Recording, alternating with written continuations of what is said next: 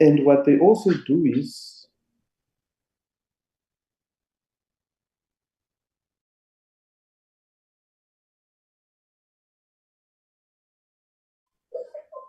hello?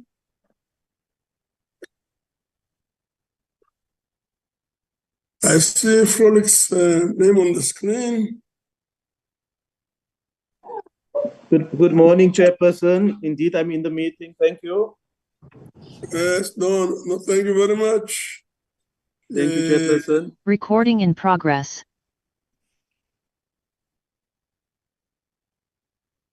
Yes.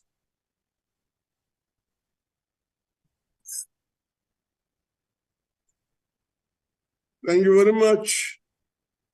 Are we ready?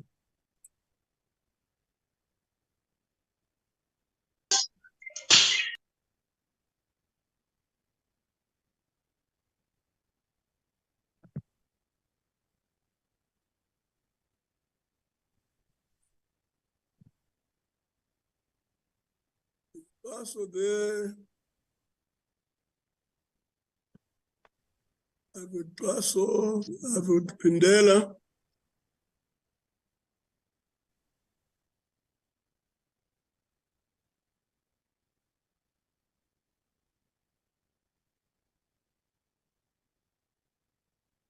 CSTP.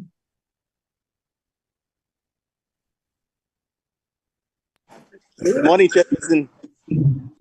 Yes, morning, everybody. Good morning, Chair. Good morning, honorable members. Good morning, Chair. No, thank you very much. I hope I'm audible.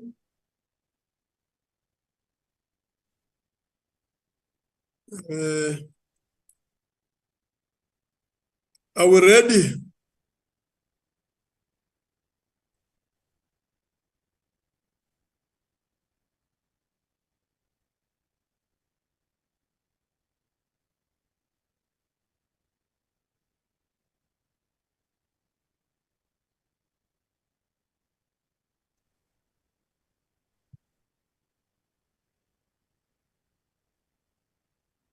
Are we ready to start? Yes, we're ready, Chairperson. It's 10 o'clock. Okay. Thank you very much. Can you flag the agenda?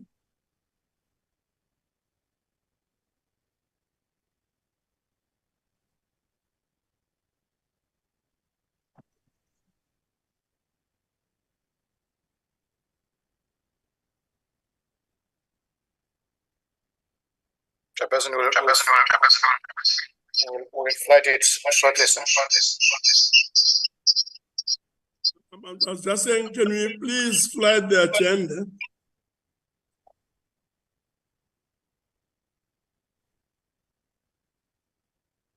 Everyone is supposed to have a copy. Thank you very much.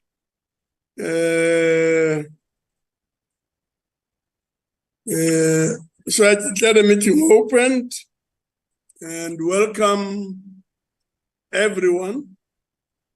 And having done so, are we happy with the agenda?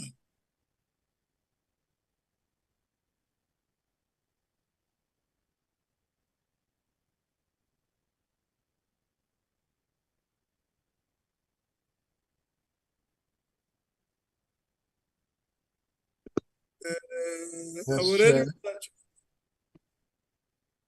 So are we happy with the agenda? I move that we adopt someone move for adoption of the agenda. Yes, I second, Honorable Chair. I move. Sorry? Honorable Bata, second. Please speak a bit louder. Honorable Bata, second, Chair. And who's speaking? Because we are I not said that Honorable audible. Bata, second, Chair. Oh, Bartlett, yeah, Bartlett. So, Bartlett, you're moving for adoption of the agenda. Bartlett, any seconder? PP seconds, Chairperson. PP seconds. Thank you very much. Let's then move on. Honorable Chairperson, Yes, Broto. thank you. My hand has been up, Honorable Chairperson. My apologies. I just wanted to check as we adopt the agenda that the first item was not done. Thank you. And that item. If this message Oh, yes, yes, no, we'll do apologies. Apologies. Start with apologies. Postponing the vote. Thank you very much. Let's then move on to apologies. Broto? No, Chairperson. I just wanted to say that on behalf of Honorable Tlakute, I'm not sure if she did send it, because that is why I wanted to go back to. She won't be joining now. If she's joining, she will be out of this because she has to travel. Thank you.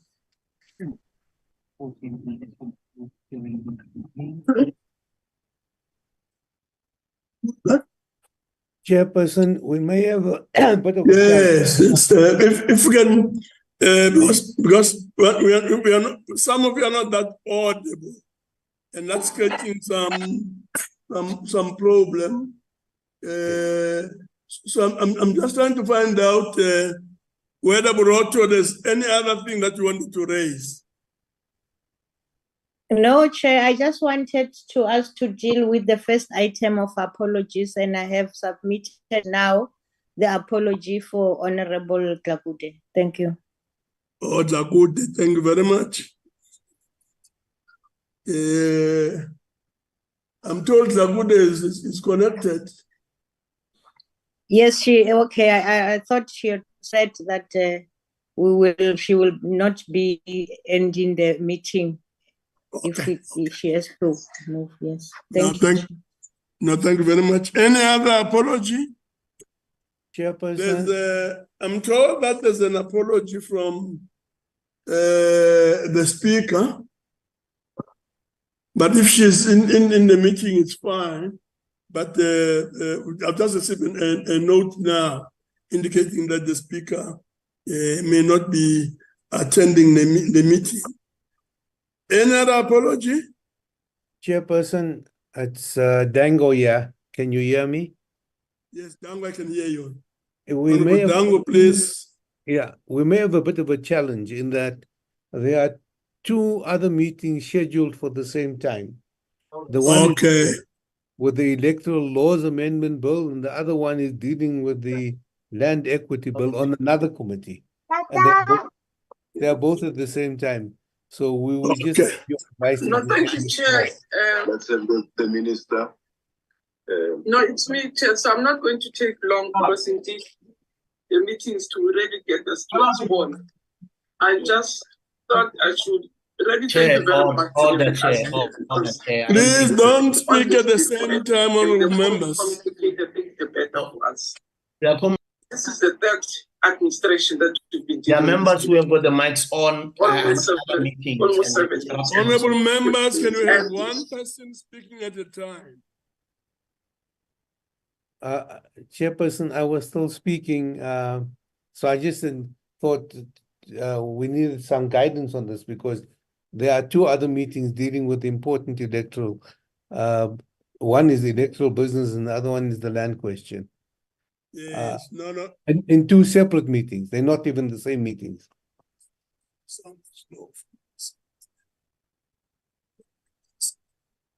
Hello? No, thank you very much, Honorable Dango. Let's note the challenge, and I'm sure it will get attended to, and we kept informed about how it is being sorted out. Any other apology? Honorable Chairperson, we have an apology of Honorable Makwanisha from the National Assembly. Any other Makwanisha? Thank you very much. Any other apology? Chairperson, Yes. this is Dr. Lotrick. The apologies of Honorable Kwahube as well as Honorable Horn. Thank you. On and Bakube. Okay, thank you very much. Any other apology? Chairperson, it's Honorable Nkosi. I would like to be recused now because we are on the other meeting of the Select Committee on Education dealing with Bella Bill, Chair. But as soon as I'm done, I'll come back. Thank you. Okay, thank you very much, Honorable Nkosi.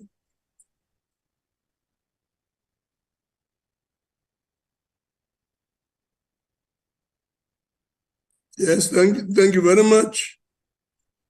We'll then proceed to look at the minutes. Chairperson? Chairperson? Yes, yes. Pindela here. Yes, Pindela. Thank you very much, Chair. I still just have to confirm whether we do have sufficient permanent delegates in this meeting for the quorum purposes because of the several meetings that are taking place currently. We shall confirm the Chair and deliberate. Thank you very much. Yeah, please do inform us so that we don't undertake a breach unawares. So let's look at the minutes, honorable members. These are the minutes dated the 1st of December 2023. Corrections page by page. We'll start with page 1. Any corrections on page 1?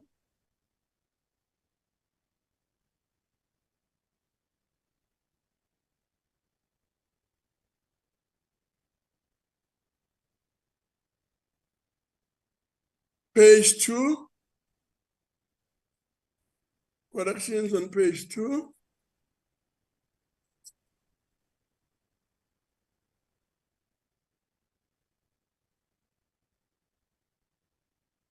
That members, consideration of draft minutes of the 9th of July 2019 and 25th April 2023.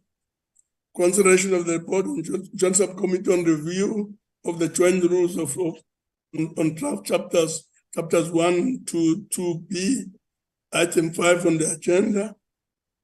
Page 3. Any corrections on page 3?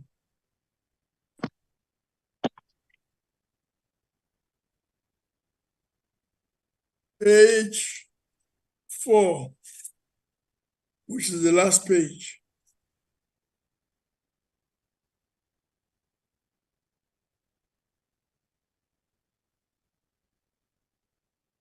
Thank you very much.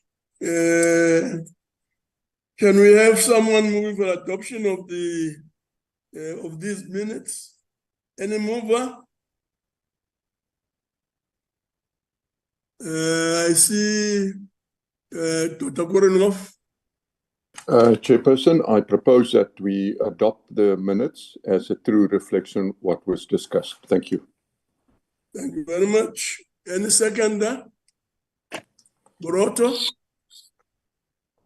Thank you, Chair. I would like to second the adoption of the minutes. Thank you. Thank you very much. The minutes are so adopted as a true record of what transpired at our previous meeting. The next item is matters arising on the action list. But on my documents here, I don't have the action list. So I'll ask Kaso to take us through. Thank you so much, Chair. The last meeting, Honorable Chairperson and Honorable Members, dealt with the review of the rules, joint rules. So we dealt there with chapter 1 and 2.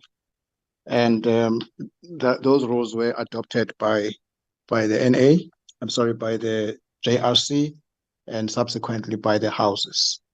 And therefore, we were mandated to proceed with this review of the rules so that we can present today the rest of the rules. And that is what will follow after the other two items that are on the agenda. Thank you, Chair. Any other issues on matters arising outside of what the Honorable Advocate Kaso has raised?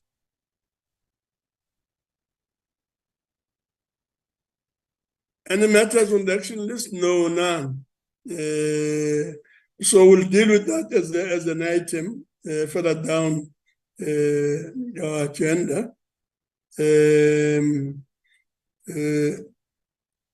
That being the case, we move on to item 5, consideration of proposals,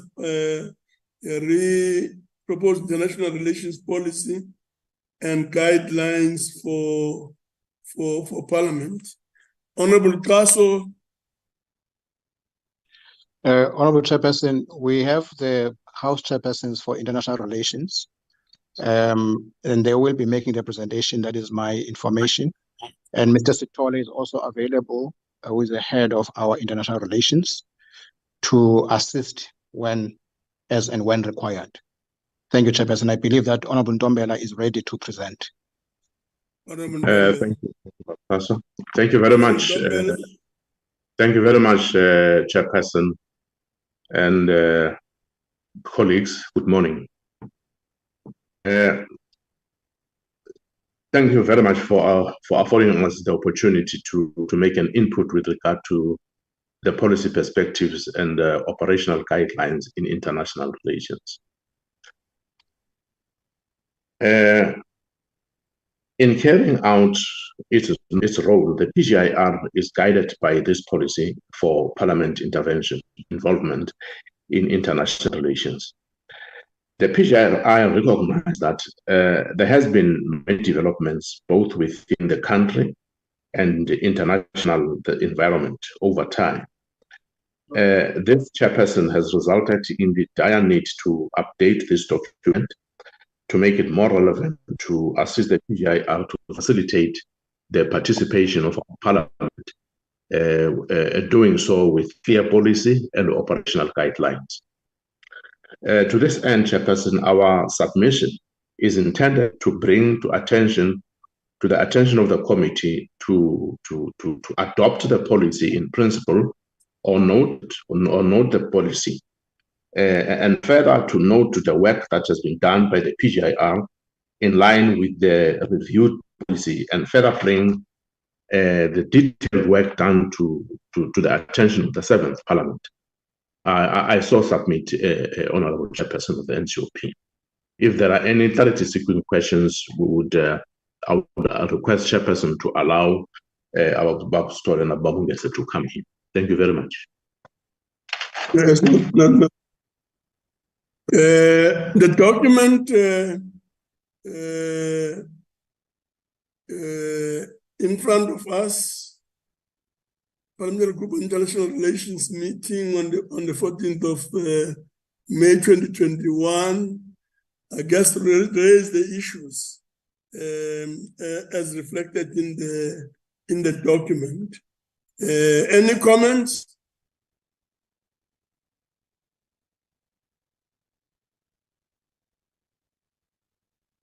Any comments?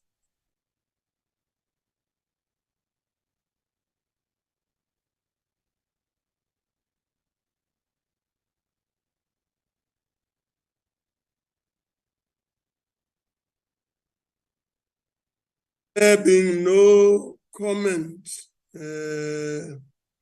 honorable members, I guess what we're saying is that the documents should be noted,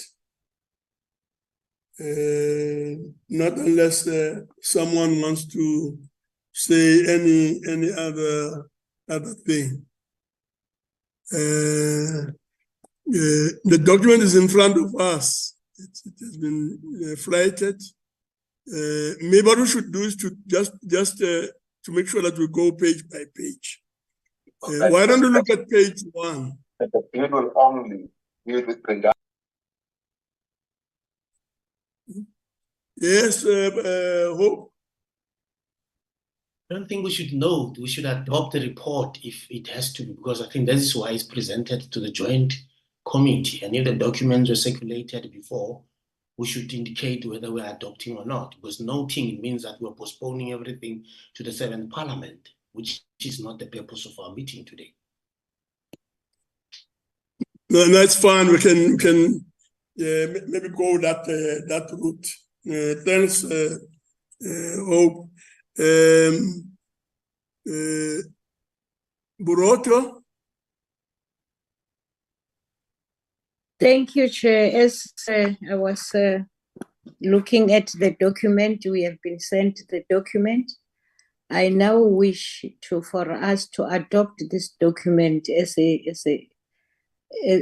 working document for the international relations. Thank you. No, thank you very much. The motion is that this document be adopted as a working document for work regarding international relations. But I see there's someone who also wants to make a comment. Honorable Ngwenya. Thanks very much, Chair, for giving me this opportunity. Chair, I would like to second the adoption of the document. Thanks, Chair. Okay, no. Any other comment? No other comment. The document is so adopted. What that does, honorable members, is to take us to the next item. So rather than saying noted, the document is so adopted as advised.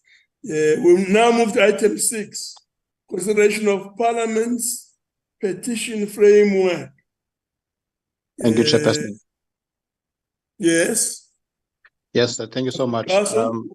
Chairperson, thank you. We are presenting this framework as the two houses of Parliament, NA and NCOP, and it deals with the petitions process of Parliament, and hence it's called the Petitions Framework for Parliament.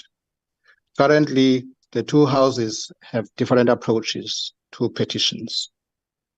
That's a problem or challenge number one. Secondly, the time it takes to process a petition is unacceptable long.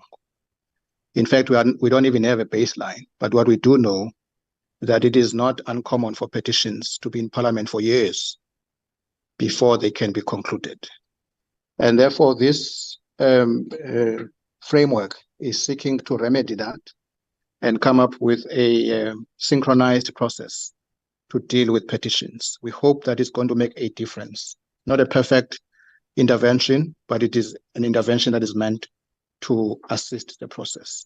So the first part of the document deals with terms, and we won't spend time on that.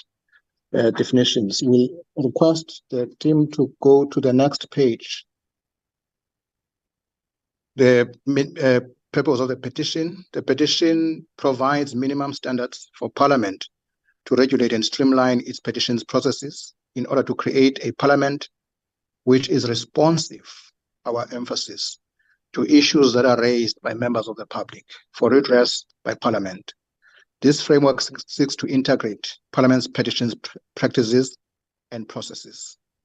And the scope applies to petitions submitted to the chairperson of the NCOP and to the speaker. In other words, petitions that are submitted to Parliament formally. With your permission, Chair, I would request honorable members and colleagues whose mics are on to be muted. In terms of Parliament's approach to petitions, Parliament recognizes that it exists in terms of the Constitution and was established to represent the people. And it further recognizes that it must endeavor to open the doors of its political processes in order to ensure that the voices of the people are heard directly, and that it responds to issues that are brought to its attention within available resources. And I've already spoken about the goals and the objectives. If you could take me to the objectives: to provide a common definition for a petition across Parliament, develop a standardized approach to petitions, ensure that all role players have a common understanding of the processes and their roles. And also, we are hoping that this will also assist in terms of monitoring and evaluation of processes. Chair, we also speak here of a petitions office. We would like to indicate that currently we don't have an office that is called a petitions office, but we do have capacity which will need to be improved in the two houses to deal with petitions. So when we say petitions process, we basically mean that the office that processes petitions, not necessarily a physical office on petitions. But that's a matter that we are discussing, and I need to say that the Secretary to Parliament has provided a great deal of guidance in terms of this framework as we present it today.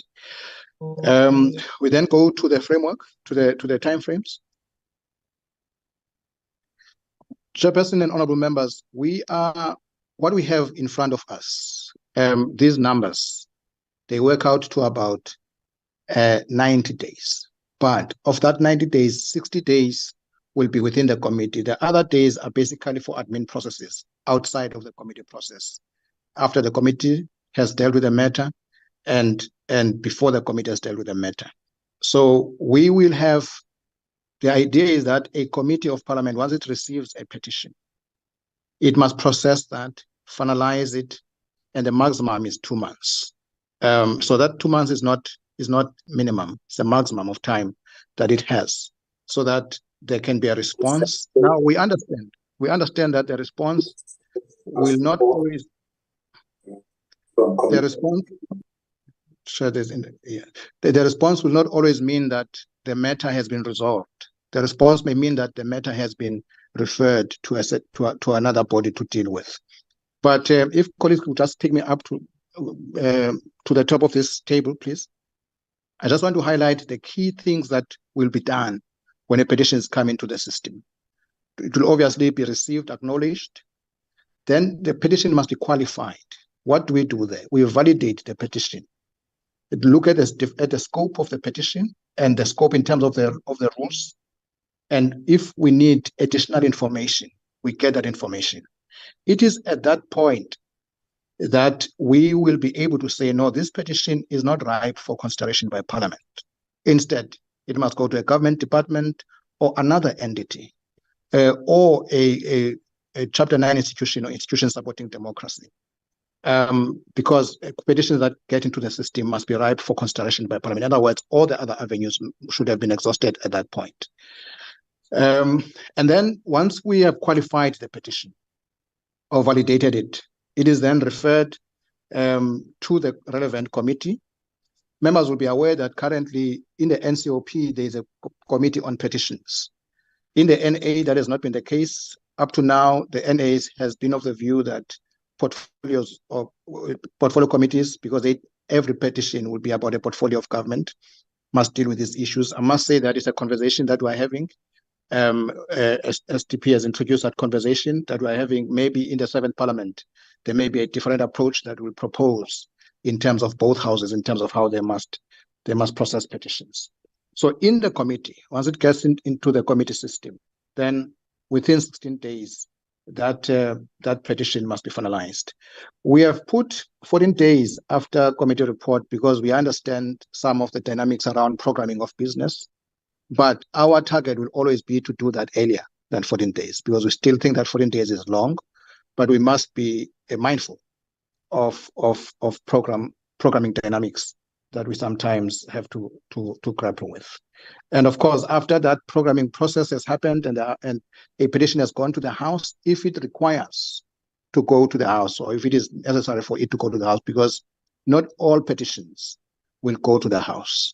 Another petition will be dealt with by the committee and communicated to the member of the public who petitioned the Parliament.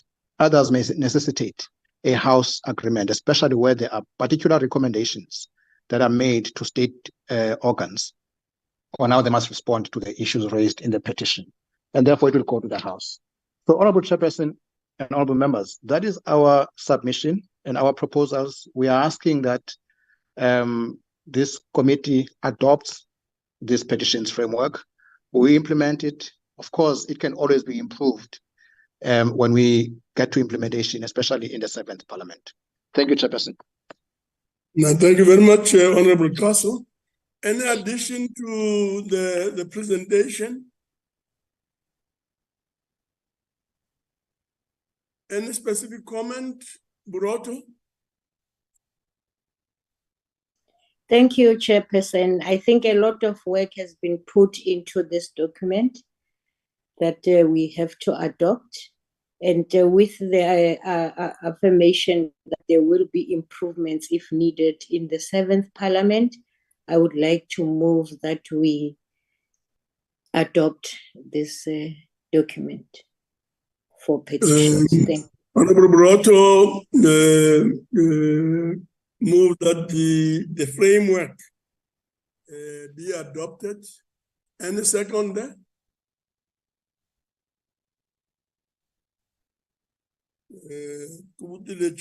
Seconds. Just to put it on record, I do second. I see other people want to make comments as well. Why don't we start with the Chanchi and then move to Ndombela and then Frolic?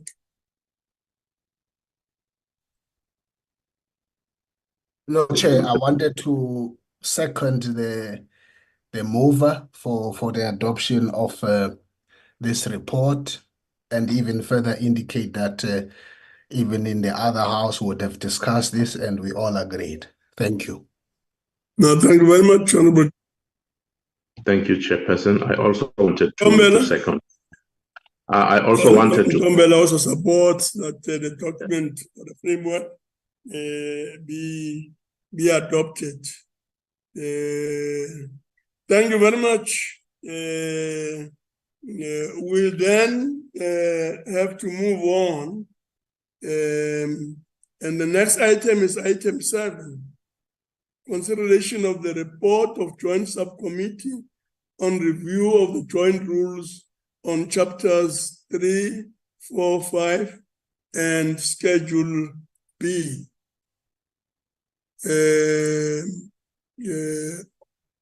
Is it Honorable Ndombela or Kasu? Chairperson, we will assist the committee together with Advocate Pindela. I must say that we were able assisted by Advocate Charmaine from Legal Services, who is unfortunately currently attending another meeting. She may join us in the course of this meeting, but for now, the House Secretaries are here to assist the committee with the work. We will request the colleagues to place the report of the subcommittee, joint subcommittee, on the screen. The narrative, yes. Honorable Chair, we have no intention to go into the technical details of the matter before the committee now, because that has been done at the level of the joint subcommittee. So what we intend doing here, with your permission, sir, is to just deal with the principles of what these amendments are dealing with. And of course, we are in a position to take comments on the matter. The first one is that, as indicated earlier, the first part of the joint rules the first part was adopted in December this year. So these joint rules seek to incorporate some of the changes to the composition of House components of the Joint Rules Committee and the Joint Program Committee based on changes to the composition in both houses.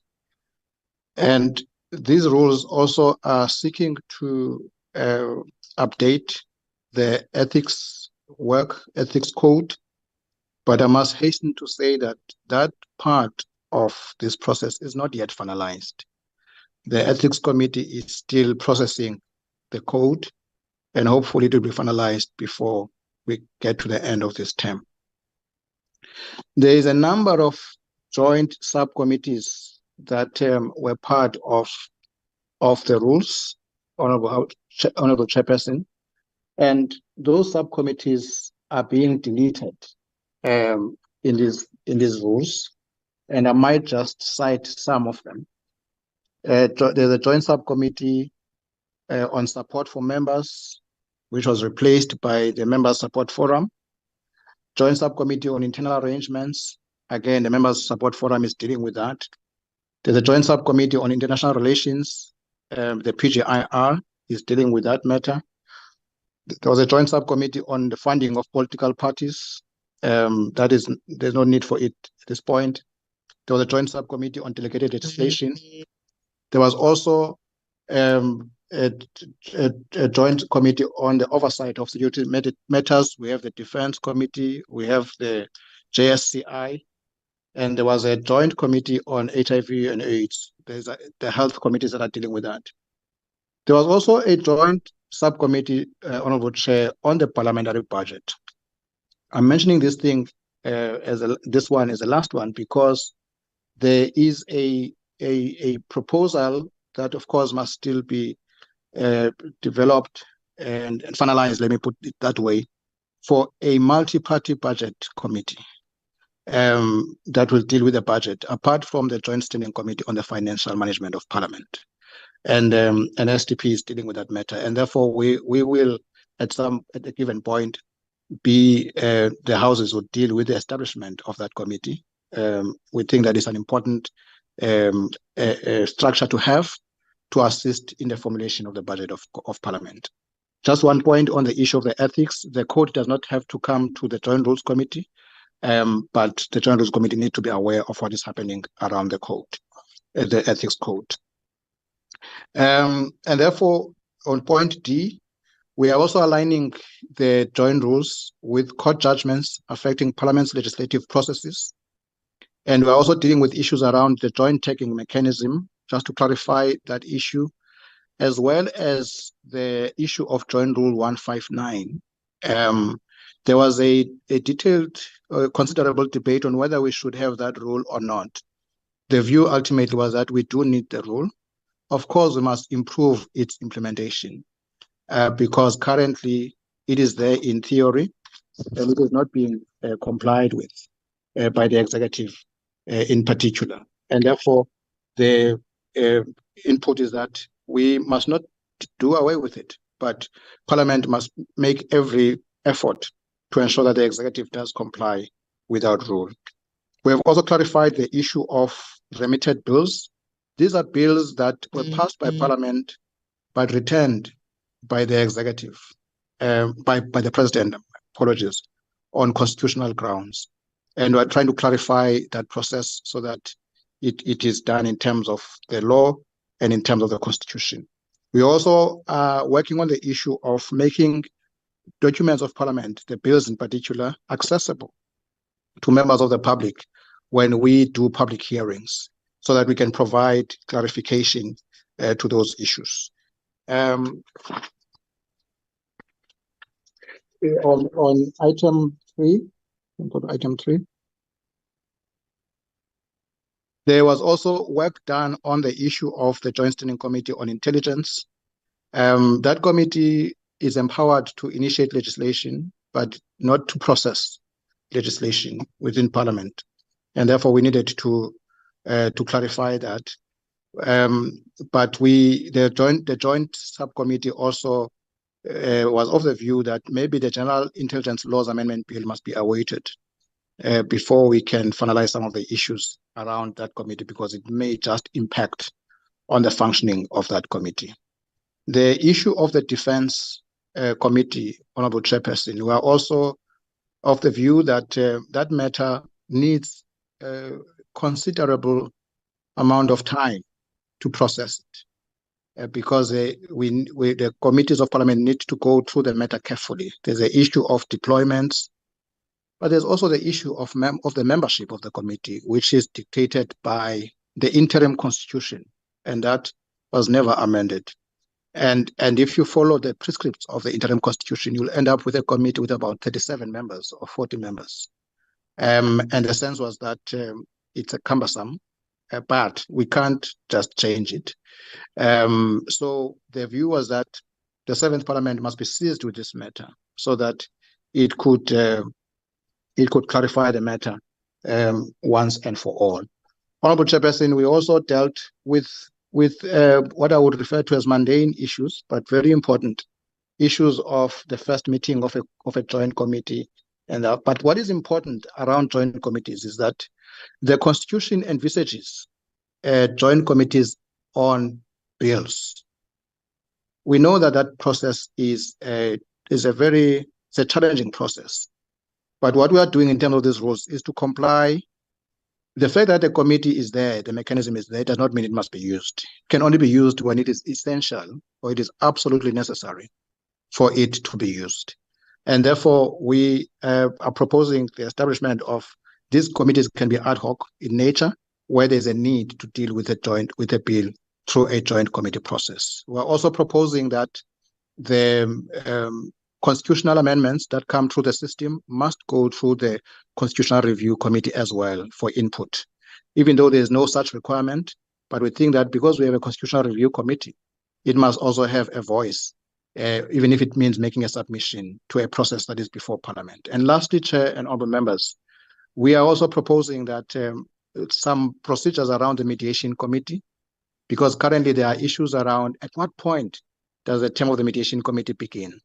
And we're clarifying that issue so that the term begins at the point the matter is referred to the mediation committee. Chairperson, as I indicated, we are capable of going through the technical details, but the rules have been sent to the members. The joint subcommittee has looked at these rules in detail, and therefore we are presenting them to this forum for adoption. Chair. My colleague, Advocate Pindela, is on the platform. He may have a few things to add or to say in this regard. Thank you, Chair. No, thank you very much.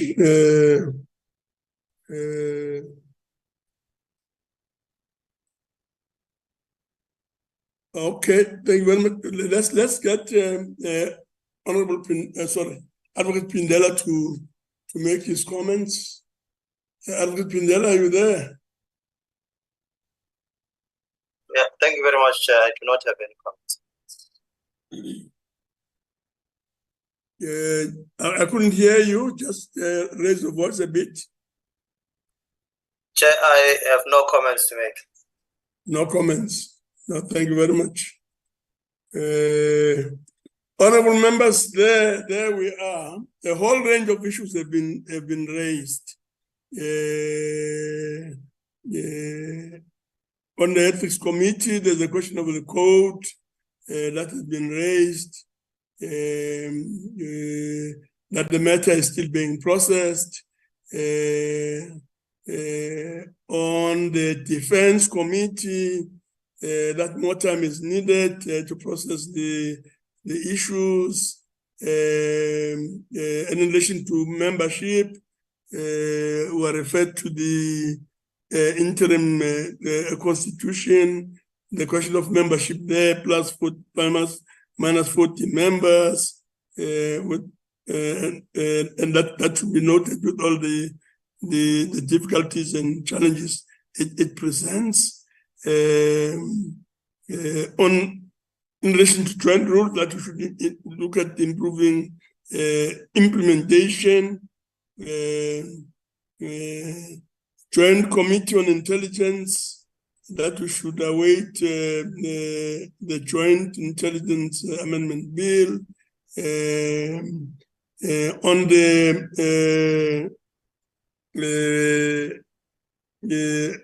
bills returned from the presidency because of some problems around the compliance with the Constitution, that is also being raised to be looked at.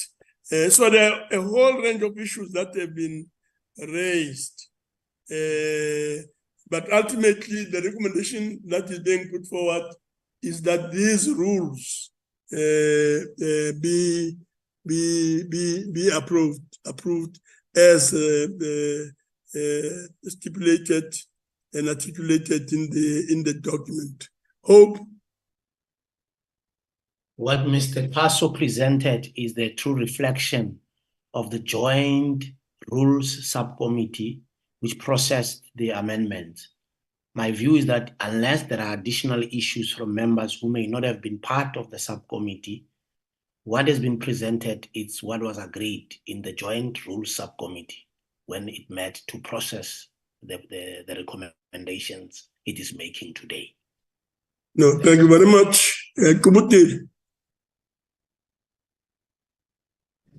Thank you, Chair. I rise to confirm and support Honorable Papo on the fact that we had a comprehensive discussion, not once, as the joint rules on these matters. Perhaps just to emphasize that to the difference of the matters on intelligence, subject to them concluding their work, because we would have questioned the rationale about a number of things that were happening. It's clear that things are premature for the rules to be done on that side. Thank you, Chair. No, thank you very much, Honorable Kubutile. So there we are, honorable members. Basically, the document as presented be approved. If there are no other comments, we will move on. Otherwise, the decision of the meeting is that the report as presented be accepted. Happy. Thank you very much. So we move on to the next item, item 8, legacy report for consideration by the 7th Parliament. Advocate Castle. Chairperson, thank you, sir, again. We just here want to highlight matters that could not be finalized in this Parliament. And I'm requesting my colleagues to place the document on the screen. Please. One of the issues, Chair, is the issue of the language policy of Parliament. The matter was in the 3rd Parliament, the policy was put in place. I think it was the 3rd Parliament, I may be mistaken, or even before then. But it was never fully implemented. And so the 7th Parliament should be seized with this matter. But I think we should be pleased that the issue of sign language was dealt with by the 6th Parliament. And we think that that's a major achievement, a major milestone in terms of the implementation of the Constitution. But the issue of the language policy of Parliament still remains a matter that must be exhausted. So therefore, we're saying that the 7th Parliament ought to be seized with this matter. Also, Chair, we will continue to improve our oversight mechanisms, and because we are also focusing on outcomes-based oversight.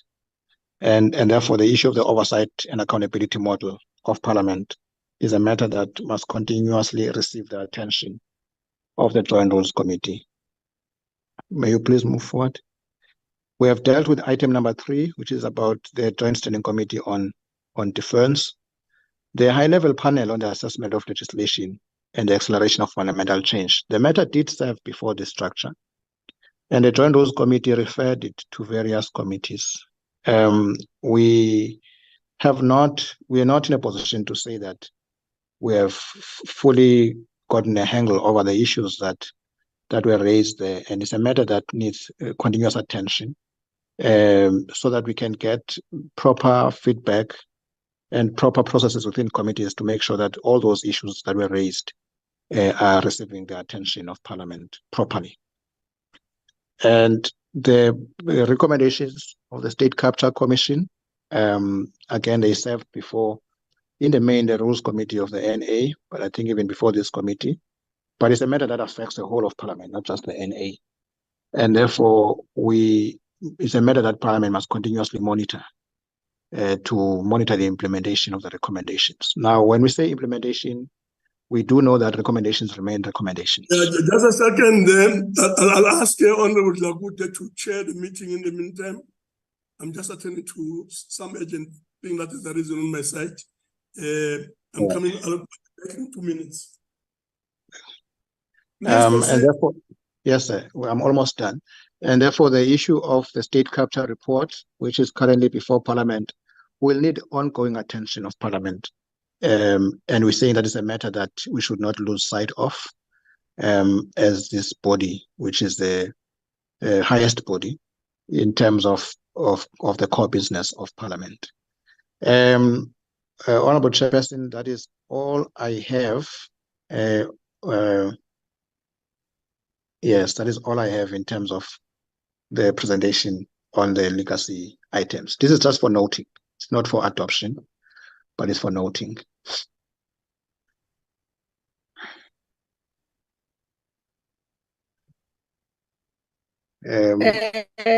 Honorable Chairperson was not aware that Mam Dlakute has left already, as we said before. I just want to come in, and there is this report, the legacy report, that we are supposed to take to the 7th Parliament with the issue that have not been done. I think the emphasis was that. And maybe we just want to make it for noting. But the members, if they want to comment, they may. Mr. Papa? Oh, that is Luteng. Can I just give it to him to proceed in terms of protocol? That is Inoli?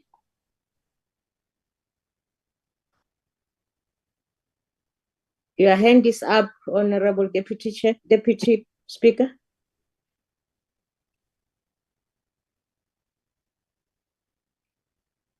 Deputy Speaker, your mic. Yeah, he may be having difficulties with his mic. Ma'am, we'll ask one of my colleagues to please call Deputy Speaker about his microphone. Okay. But I see Honorable Papo's hand is up. In the meantime, can we allow Honorable Papo? I wanted to say that I also saw the NCOP Deputy Chair in the meeting, Honorable Lucas. Oh, okay.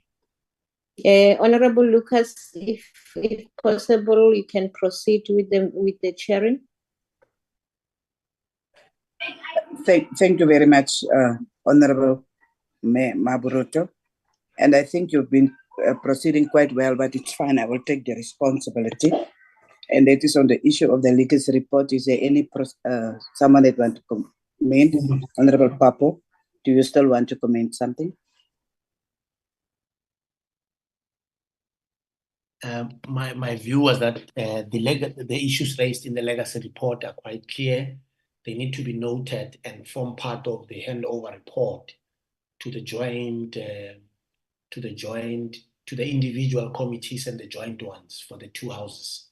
Because in a sense, I don't think there will be time to deal with some of them. But they are raising the report it's very clear. It raises very important issues, which if they are not actually formally adopted, they may be lost in the 7th Parliament. Okay, no, thank you very much. I'm sure we can proceed to Honorable Tsinodi, to be followed by Hope, or that was spoken already. Warenoff to follow. If he is not spoken yet, and then I see the hand of Kubudile Janji there. Okay, the name that remained is really that of Kubudile Janji. So we start with the Deputy Speaker and Kubudile.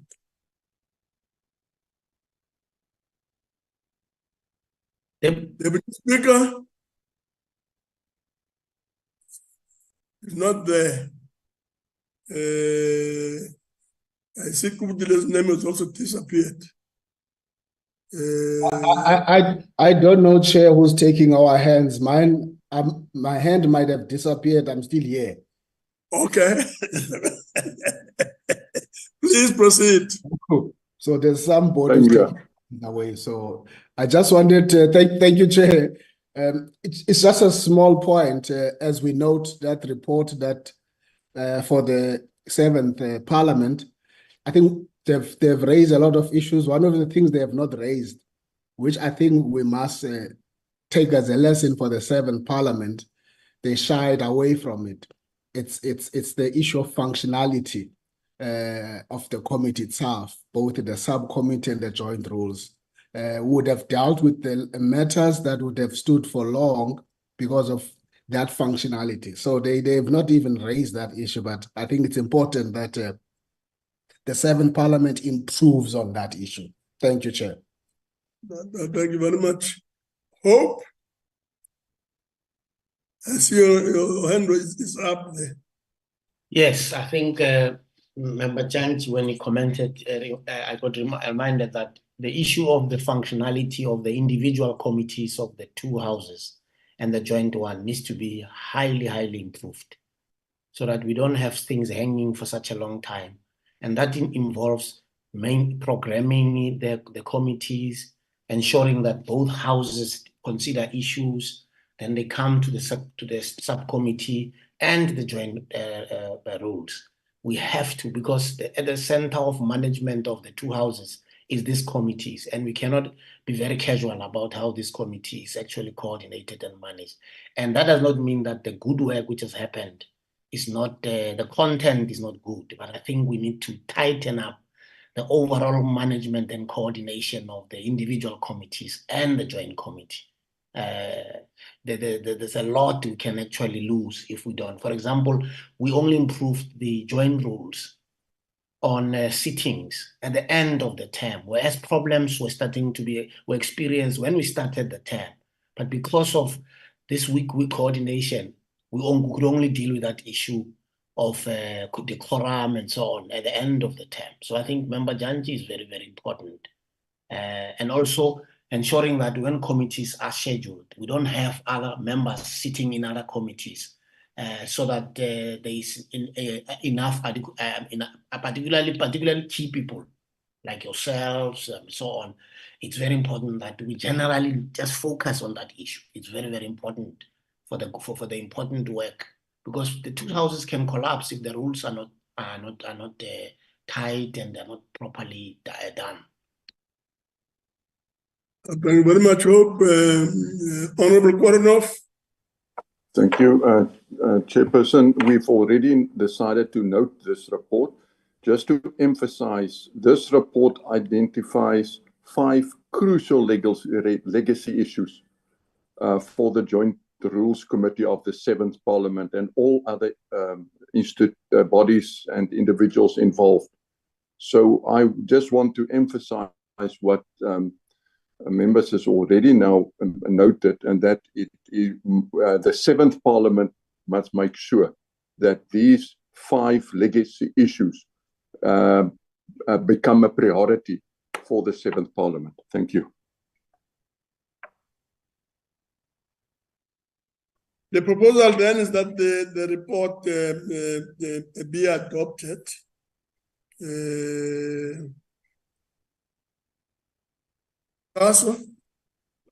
Honorable Chair, I just wish to convey remarks by the Deputy Speaker, who is having difficulties with his gadget. He wishes that this committee should note that he has been doing some work in his capacity as Deputy Speaker with the language services of Parliament, in particular Dr. Gabriel, to deal with the constitutional compass on the issue of languages. So while the work is not yet completed, but work has been done there, and of course. Okay. No, thank you very much. I'm sure that will be noted.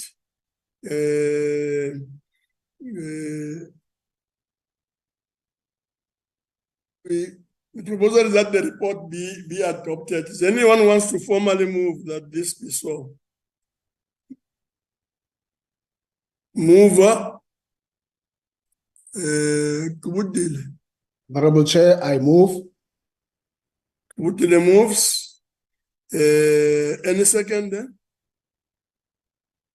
I raise my hand, Chairperson. I second. Yes, Koronov, yeah. One of the I seconds. second the adoption. No, thank you very much. So the report is so adopted. The only item left is now item 9, which is closure. If there are no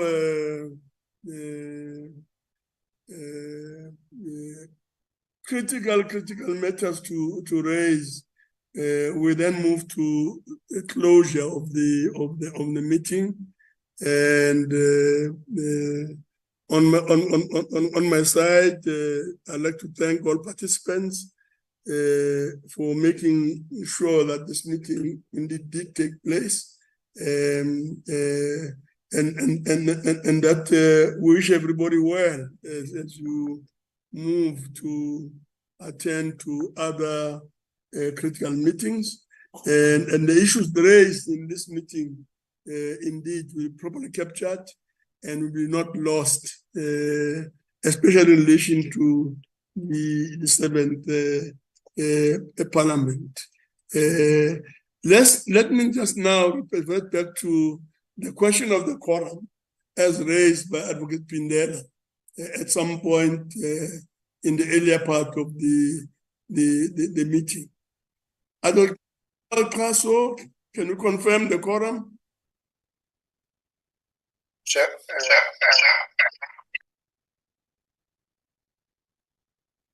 Also, Chair, from the side of the NA, we do have a quorum.